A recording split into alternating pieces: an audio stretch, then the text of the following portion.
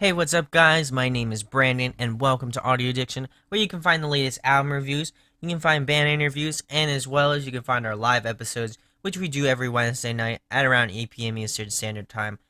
We'd love to see you. We'd love to chat music with you, so make sure you don't miss out on that. We'll make sure to tweet out links when we go live. It'd be amazing if you guys check that out. I do it with my good friends, so it's a good time as always. And a few of you came out to this past episode, so hopefully more of you will come check it out the next time it comes around.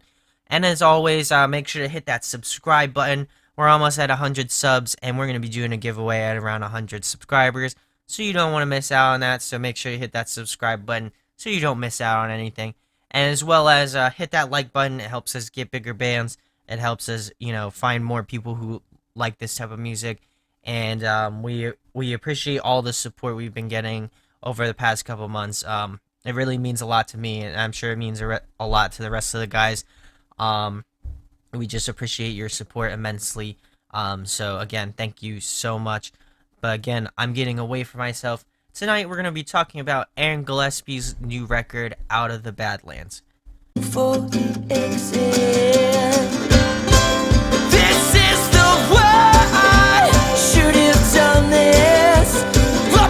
Now, Out of the Badlands, not Out of the Badlands, Aaron Gillespie, if you are unfamiliar with him, he was the drummer and clean vocalist in this band called Underoath, who have just resurrected over the past couple months, and, hopefully they record a new record, but, this will hold me over for now. And he was also in this other band called The Almost, as well as, he does his solo stuff. So, when I found out he was doing another solo record, I was excited to check it out. And I like the fact that he took some older, more nostalgic tracks, did some re-additions to them and stuff like that. And I like that he did some covers, and then he has obviously original work. I feel like there's a good variety between all of it. But we're going to get right into it. So the first track is called A Boy Brushed Red, Living in Black and White. And again, for those of you who are unfamiliar, this is a classic Underoath track from their album, They're Only Chasing Safety. And I was excited for this one, of course, because it just has this nostalgic feel to it, like normal. And I really, really enjoyed this track. I feel like it's a great opener. It's a great just opener in the sense that if you're like me, it's a very nostalgic track, and it definitely gets you hooked into the rest of the album. And I wouldn't necessarily say that it kind of foresees what the rest of the album's going to sound like, but I feel like you can get an idea of, where the type of direction he's going to be going in. If you've heard the track, there isn't really much I can say about it other than, I like that it's stripped down. I like that, Aaron's voice, obviously shines on this track. And I just like the overall arrangement of the track. I think he did an excellent job with keeping to the original, but still have, his own solo sort of flair to it. It has this nice pace to it. There are some nice layers that he adds to certain tracks or certain parts in the track, and it's just a great opener and one of my favorite tracks off this record, and even favorite track off of They're Only Chasing Safety. So we'll move on to track number 2, which is I Can't Make You Love Me, which is a cover track who was originally done by this lady called Bonnie Wright. It's a beautiful track, even before he did a cover of it. But I feel like he takes this track and makes it a little bit darker, which I feel like it's a good spin on this track because he's going to, or he went through a divorce at the time of recording this, and you can definitely tell that emotion, you can definitely tell that rawness, and coupled with the fact that the track's very stripped down. It's very it's very voice driven. I really enjoyed this track immensely. I think Aaron does a great job at kind of pushing the tracks out. I mean, pushing his vocals and just like showing the true rawness of his voice. and I fell in love instantly. It was one of the first tracks that he released off this record, so I was excited that he did this track. I like that he put his own spin on it again. I feel like that kind of adds a different flavor to the rest of the track, and again, it's one of my favorite tracks off this record. So we'll move on to track number 3, which is No I Don't. This track kind of picks up after the other two tracks that I just mentioned. It definitely has this like happy sort of poppy sort of vibe to it, folk vibe to it, which I definitely enjoy. And I definitely feels like it picks you up after the two first tracks. So it definitely has this John Mayer vibe to it. It kind of reminds me of his more recent albums that kind of went in that folky, bluegrassy sort of direction. So I feel like if you like that sort of John Mayer style folk, I feel like this will be right up your alley for sure. I definitely enjoyed it. I wouldn't necessarily say it's one of my favorites, but I like the pace of it. I like the instrumentation. I like the way it's arranged. I definitely like that it's an original track. It definitely has this sort of pace to it that makes it feel good, and just makes you. It helps you just listen to it, and it's a very easy flowing track. So which I enjoy. There isn't really much emotion to it other than the obviously he's singing, but there isn't some grit to it. It's very clean. It's very clean cut. So I feel like this is a great track. It's just not one of my favorites, but I really enjoyed it. We'll move on to track number 4, which is Raspberry Layer Cake. We're taking it back down the sad path. This one's a little bit sadder as well in terms of tone of the whole song in general, as well as just the lyrical content behind it. I really enjoyed this one as well. It kind of has this bluesy sort of folky sort of vibe to it, which I dig a lot. And the same goes with track number 3. I really didn't. I liked the track, but I wouldn't necessarily say it's one of my favorite tracks off the record. But another strong track nonetheless. So we'll move on to track number 5, which is Reinventing Your Exit. And for those of you who don't know, this is off their album as well. They're Only Chasing Safety. Andro's album, They're Only Chasing Safety. And you can say that they reinvented this track. I know that was a terrible joke, but jokes aside, this was a great track. I liked again that he, twisted the track tremendously, but still keeping to the original track and the original feel of the Underoath track. And I just like that he kept the poppy sort of happy vibes to it, but just did it in a more stripped down version. And I just love Aaron's voice. I've loved Aaron's voices on all these tracks. I just feel like has this diverse range to him where he can get kind of gritty, he can get really soft spoken, and then he's got great cleans. So this track is no exception. I really enjoyed this one. I would definitely say it's one of my favorites off this record for sure. We'll move on to track number 6, which is Say This Sooner, and this is from his band The Almost, and it's off that record called Southern Weather, which is actually the same as track number 7, Southern Weather, of course. But track number 6, I feel like this one's a nice fast-paced track. I like the acoustic guitars again in this track. I love the instrumentation. I like that it's a very fast-paced sort of track, because I feel like that was kind of lacking until you get again to like the halfway point. Reinventing Your Exes picks it up. Track number 6, Say This Sooner, it kind of continues on that trail of a little bit faster paced tracks. So it's a nice pick me up in the middle of the record. I would definitely say this is one of the stronger tracks of the record. I enjoyed this one a lot. I put it very, very close to the top. I don't know if I put it in one of my favorites, but it's definitely up there in up in the higher good tracks. So definitely give that one a listen. We'll move on to track number 7, which is Southern Weather.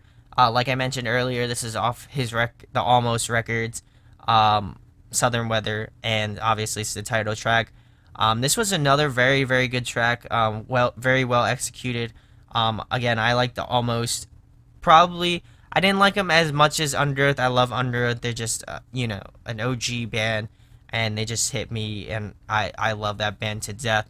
But the Almost is another great band as well. So if you haven't checked either Under Oath or the Almost, I highly recommend that you check them both out. He's done amazing work in both those bands. But anyway, getting back to track number 7, Southern Weather. I really enjoyed the pace of this one as well. I liked Aaron's voice in this one again. It's just a cool way to, again, reinvent these older tracks that you are familiar with, and just giving a different spin on it, being very raw, being very stripped down. I really enjoyed this one as well. Again, I probably put it up where Say This Sooner's at, in the just below favorites tracks. So this one was another solid one. So we'll move on to track number 8, which is Where the Streets Have No Name. This is actually another cover. It's actually by U2. I would say that with this track, it starts off very slow, and then it starts to pick up about halfway, once past the chorus and stuff like that. I feel like he did the most with his vocal range in this track, out of most of the tracks on this record. I enjoyed this one I enjoyed this one, but I wouldn't necessarily say, again, it's one of my favorites. I probably put it where No I Don't and Raspberry Layer Cake are at.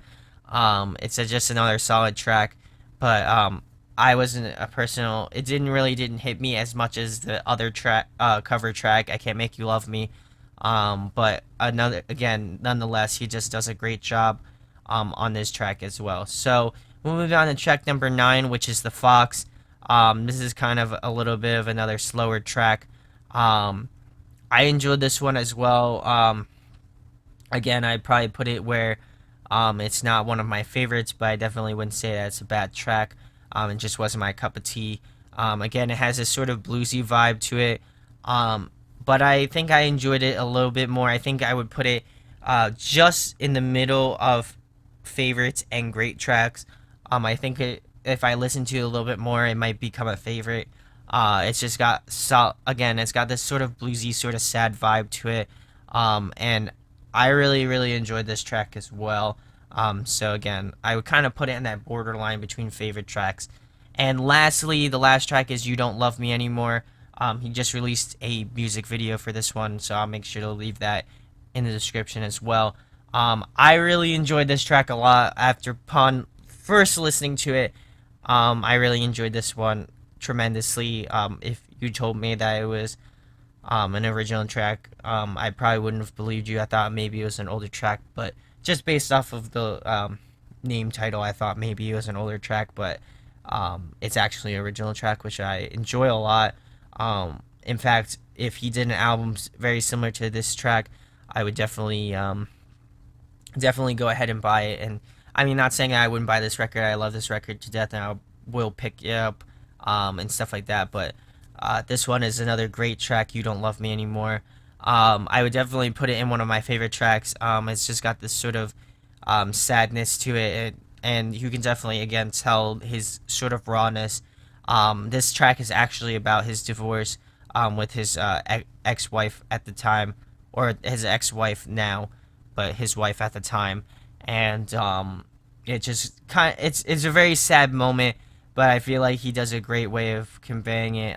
Some people were saying that, I feel like this isn't up Aaron's alley because, he doesn't sing these sad tracks. But I mean, I think if you feel things, you'll definitely get, that sort of vibe from it. And I think overall this record has a lot of emotional, I wouldn't even say baggage, it's just emotional, like ups and downs. Like there are a lot of sad tracks, but there are a lot of positive sounding tracks. So I feel like there's a good balance between both of them. So I would definitely say that's a pro and a con. That it's not just all happy music, it's not just all sad music. There's a good mix of all that. I also like the diversity. I would definitely say that's a pro of this record. There are some nostalgia tracks. There are some covers, and then there is some original music. And I also feel like it's a nice, he kind of keeps it very in the way that he wants it. Like he keeps in that folk sort of bluesy, sort of bluegrassy sort of vibe. and he really doesn't stray from that, which I really appreciate. That he didn't go like really crazy on it. I like that it's again very organic, very just natural and stuff like that in the way that how the tracks are arranged and stuff like that. So great job on that. One pro that I would say that um I feel like some tracks maybe needed a little bit more layering and stuff like that, to just kind of pull it all together. But overall, I would probably say that this record is a very solid record. I like again what he did with some more older, more nostalgic tracks, but I also like that he did some more original bass tracks. I feel like he does a great job on all those tracks. I wouldn't necessarily say that they're my favorites, or some of them aren't my favorites, but I definitely enjoyed his original work and just stuff outside of Underoath and the Almost. But let me know in the comments what you thought of it, or at least of what you thought of the tracks that are out now, or stuff like that. And for those of you who don't know, it's coming out this Friday, August 19th. So make sure you pick it up. I'll definitely make sure I'm on the lookout and I see if I can pick it up. He's also going on tour with Ace Enders, and as well as Vinnie Caruana from I think I Am Avalanche. So if I'm wrong, I'll make sure to correct myself or whatever. But yeah, and my rating for this album, I would definitely give it a solid. I'd probably give it a solid 8 out of 10. I wouldn't say it's his best work. Again, I'm being kind of biased because, I love his work with Underoath. But I definitely think it's a very solid album. And I also feel like a lot of that points comes with the more nostalgic tracks and just the emotional like tension that you get when you listen to these tracks. I just feel like there's sort of there's an added addition to that, and that's what makes this album more powerful than I think than his previous solo record.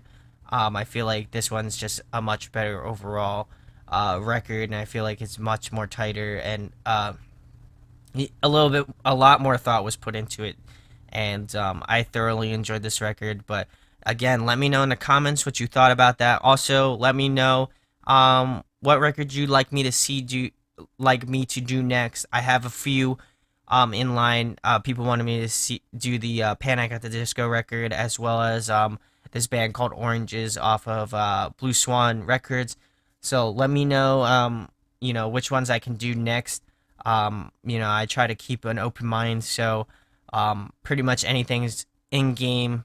I mean, within game, except for country. I'm really not a fan of country. No offense to people who do like that. So, again, I pretty much listen to anything in this sort of genre. So, let me know in the comments what you would like me to do next. And with that being said, we'll talk to you later. Peace.